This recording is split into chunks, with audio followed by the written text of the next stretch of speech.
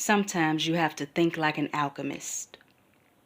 What I mean by that is, sometimes the alchemist don't always know exactly what he or she needs to place in that magical potion to get exactly the results that he or she saw in their mind.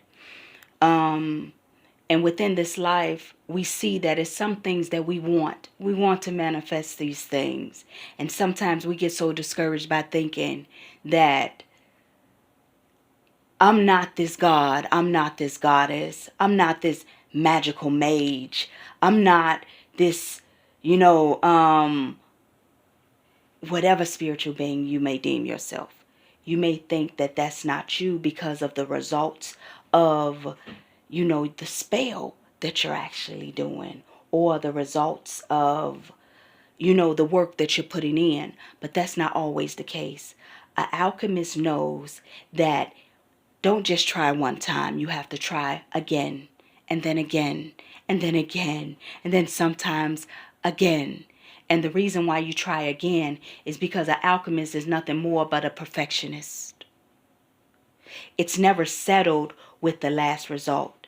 It wants something more. So when the alchemist, he or she, wants something more, they add a little bit more to it. And when you add a little bit more to it, you may need to perfect it a little bit more. And that's what I've seen why we have so many desires. Because within those desires, you see that you can create bigger and grander things. You're always going to want to be the best of your best, the best of your best self. You're never going to be settled in the previous thing. Maybe one goal was something just a little bit smaller, but now that you have reached that goal, you're reaching for something a little bit bigger, and you cannot use the same ingredients to get the bigger thing. You have to add something more, and maybe the previous knowing maybe needs to be extended. And when it needs to be extended, you need to add something else to it. And you may not always know what to add. So that's why they use tarot cards. They use spiritual team members. They tap in. They do meditation. They try to astral project.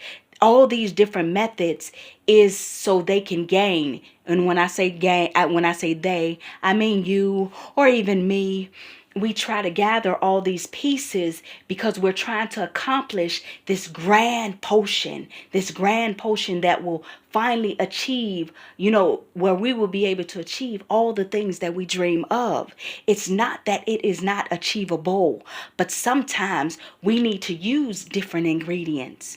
And maybe some of those ingredients may come as the form of a different mindset.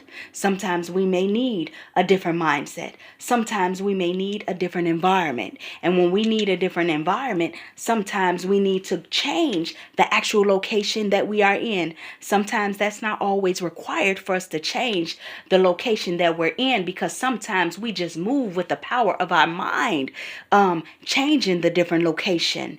And sometimes it can be as easy as changing some of the furniture around in your house. Sometimes it can be as easy as changing your hair, or changing your look, or changing your job, or changing your station or your car, or changing something, whatever feels right for you. But it's all an individual thing. An alchemist is not the same being that he was yesterday. Remember, an alchemist constantly shapeshifts. An alchemist is a being that is not afraid to shapeshift into this person or shapeshift into that person, because they know that they're constantly changing the different behaviors, constantly changing the different wants, constantly changing the different things and the different goals. So if an alchemist can change itself, they can definitely change its potions. They can definitely change its ingredients, and know very well that all ingredients don't go into the same outcome or the same spell that it wants to create. A true alchemist knows this. A true alchemist knows that change comes along with this thing that it wants to get.